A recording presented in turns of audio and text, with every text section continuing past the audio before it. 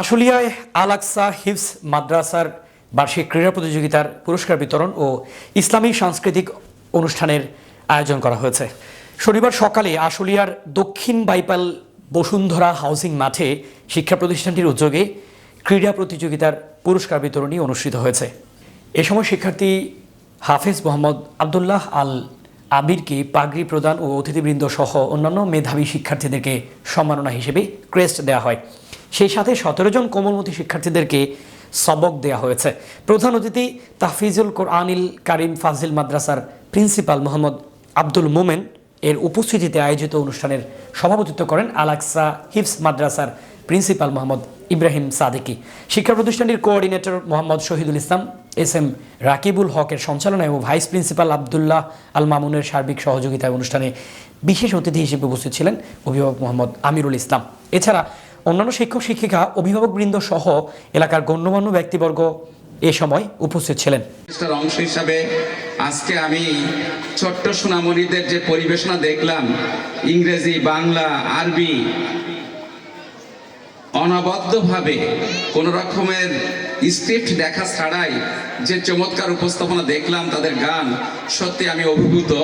আমি আল্লাহর দরবারে আবারও শুকরিয়া আদায় করছি। আলহামদুলিল্লাহ, আলহামদুলিল্লাহ, আলহামদুলিল্লাহ। প্রিয় নবী সাইয়্যিদুল মুরসালিন রহমতুল্লিল আলামিন রাসূল করিম সাল্লাল্লাহু আলাইহি ওয়াসাল্লামের উপর দুরূদ পেশ করছি, যার দেওয়া জীবন আদর্শ অনুসরণ এবং অনুকরণের মাঝেই আমাদের ইহলৌকিক কল্যাণ এবং পারলৌকিক মুক্তি নিহিত।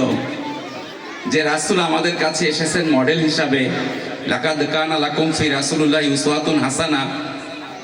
হ্যাঁ, নিশ্চয় নবী করিম সাল্লাল্লাহু আলাইহি ওয়াসাল্লামের জীবনী রয়েছে তোমাদের কাছে উত্তম আদর্শ। সেই নবী আমাদের অনুসরণ অনুকরণীয় সেরা মানব, মহামানব, শেষ নবী। আবারও তার উপরে দুরূদ পাঠ করছি সাল্লাল্লাহু আলাইহি ওয়াসাল্লাম। অভিভাবক, অভিভাবিকা, ছাত্রীরা সবাইকে বলতে হবে কোরআনে কারীম কি? কেউ কথা বলে না। কোরআনে কারীম সর্বশ্রেষ্ঠ কিতাব। সবাই বলেন তো কোরআনে কারীম কি? আরেকবার বলেন কোরআনে কারীম কি? কি করে সর্বশ্রেষ্ঠ হলো? আল্লাহ সুবহানাহু ওয়া তাআলা 1,24,000 নবী রাসূল পাঠিয়েছেন, কিন্তু আসমানি কিতাব পাঠিয়েছেন 104 খানা কিতাব। কয়টা কিতাব?